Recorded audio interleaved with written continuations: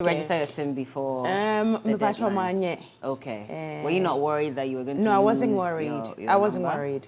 I wasn't Why worried. weren't you worried? Because I knew that the challenges that we're facing as a country wasn't just surrounding just one person, Cookie.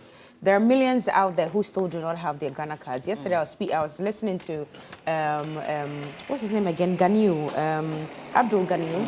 And then he said, even at the moment, there are between 650,000 and 800,000 cards that must even be collected from their offices. Yeah. Well, do you blame us? It's so many reasons. Sometimes you go there, they can't find your details, they can't find your name and all that. And yesterday, whilst I was just surfing on the internet and looking into more of this Ghana card thing, I actually chanced on a comment by a normal Ghanaian, just like us. And I think it made sense and resonated with me.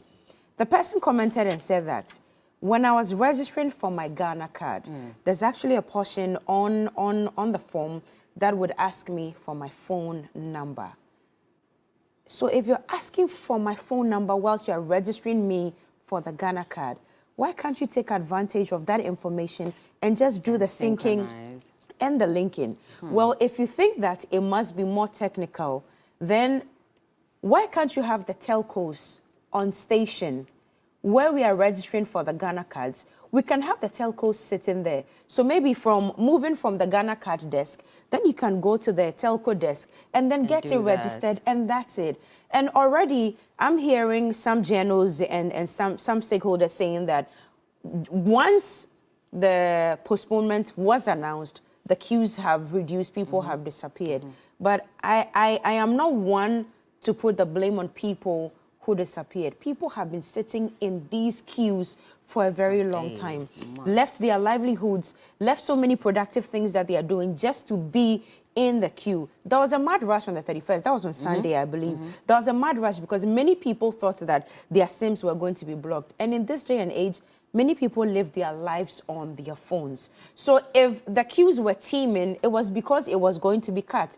But once people can get a little breather, maybe go home, come back later, and now that there's going to be an app, why stay in the queues? Why are you blaming people for leaving the queues and going back home to other productive things? I don't see why people are blaming the centers for being empty just when the announcement was made. I mean, you see, it's an attitude of Ghanaians, I can say. Right. We like to postpone a lot. We like to procrastinate. And so that is a problem that we all need to address. Which because I whether agree. we like it or not, we all suffer from it one way or the other. I agree. But at the same time, again, if I'm going to go through that stress, then I'd rather not even want to be there at all. Exactly. And for those who are saying that, and I was one person who was saying it yesterday. Did you register yours? No, I haven't registered mine yet. And of course, I also wasn't afraid that I would lose my SIM because I knew that there would be an extension based on the factors that were available at that point. But again, if the NIA took your number to register your Ghana card, it was so right at that time for government to even consider putting the telcos next to them or asking you that, well, we have the telcos here. Once you're done, just go ahead, because it's not enough. And I was listening to Mr. Kenashigbe yesterday. He's the CEO of the Chamber of Telecommunications, and he was saying that the fact that I gave my number for the Ghana card, as long as there was no points of verification at that point to ensure that I was given the right number, you cannot say that because my number was used to register my Ghana card, that automatically means that you can synchronize the two. Because I could have given my grandmother's number just because I needed to get my Ghana card. And so that argument doesn't hold necessarily. But what government should have considered at that time was to put together some technology to ensure that I've given you this number. Can I verify just to show that this is actually my number, which is something that they missed at that point. Which is why they're putting us through the stress. And it is very unfair. The telcos could have been present there to verify. Again, so yesterday I was hoping that the reason why a lot of people were not at these registration centers was because maybe they're all waiting for this app. Which, by the way, of course, we've had the minority say is illegal because naturally it hasn't been approved. You have to go through the Fees and Charges Act that says that Parliament has to approve it. That's not been approved. But I was listening to one of the vice presidents of Imani Ghana yesterday, who seems to have some information on how this app is going to work. Selon Brandt here on City. And he was saying that now, for those of us who are going to download the app, our cameras are going to be required to take our biometrics. I may be using an iPhone, maybe one of the most recent ones. You may be using a Samsung. Someone may be using an old phone or a phone whose camera quality No, even if you're using it, because you can only download if you're using a smartphone, I believe. Wow. Okay. Now, if you're using a phone whose camera quality is not as high as maybe an iPhone or the latest Samsung. So they can't even capture it, right? There's going to be a lot of difference. Wow. And a lot of these cameras are not upgraded to the level of the machines that are being used to collect your biometrics, at the, the telcos. Right. And so that should have been done from the beginning, where maybe the ministry should have interacted with the main stakeholders, the telcos, and all those who have to build that technology. So we go along, and then eventually when we're ready to launch this app, we won't face any challenges. But this is a case where we're likely to face a lot of challenges, because if my phone camera doesn't have that quality, you cannot use that to verify. Besides, if I'm using my phone to take my biometrics, this is my phone. My face is not showing. What's the guarantee that the fingers you're seeing is mine? Or they belong to my mother or to some fraudster? So today they say they are going to launch it with all the details. I hope that they can address some of these concerns, because I don't know how my phone will still capture my face unless you want me to do this. But again, you have my face and my fingers. It's very dicey. So at this point, very complicated. Does it mean that that technology hasn't been tried and tested? That's the thing, because I heard from Sam George yesterday, Honorable Sam George, and he was saying that, well, at this point, you're going to have to try it. But as long as you do not go through Parliament, we cannot have it run. Have they tried it yet? We don't know. They'll give us all those details today.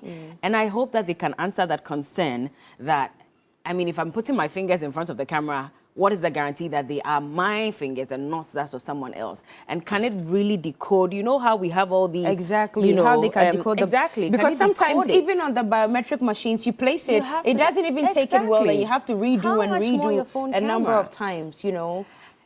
So then why are we paying the 5 cedis? What is it for? Is it to buy the app on our phones? No, to register. So you download the app, but once you want to register your SIM, you have to pay 5 Ghana cedis. But if I go to the telcos in person, I don't pay the 5 cedis. You don't have to pay. So it's paying for the comfort in my home. Exactly. I honestly, with all the complexities you're explaining right now, that's the thing. So I hope that they explain into details when they launch later today, because that's what the minister said, that today would be the day that they would launch it.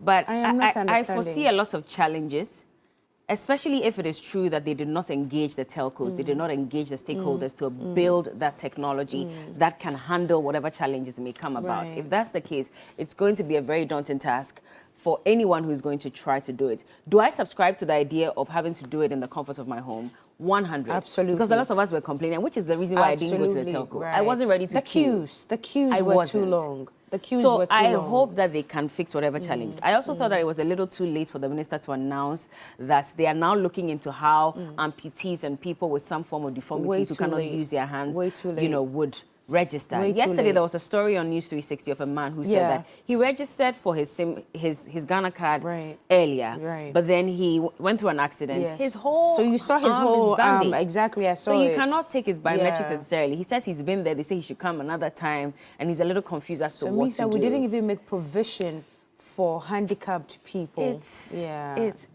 Can they meet the September 30 deadline? That's another thing. Professor Kenatifua says that they are still issuing cards. There are people who are still coming in, and the NIA's job is a continuum. It is not as if you have to meet a certain deadline. It's a continuous process, and so he can't even guarantee that they'll be able to issue all the cards before the deadline. Well, the head of corporate affairs, Abdul Ganiu, says that they will be able to. He says they should be able to. But that's head of corporate affairs as against the executive secretary. Can you imagine? He's telling you that we cannot guarantee that we'll be able to give all the cards before the deadline. And that's the problem. It looks like there isn't a smooth synergy between all the stakeholders who are supposed to make sure that this whole Ghana card SIM registration thing goes on smoothly. There's friction between the NCA, the NIA, and even within, you know what, let's just go for a break. Let's just go for a break before I say the wrong thing. It's okay.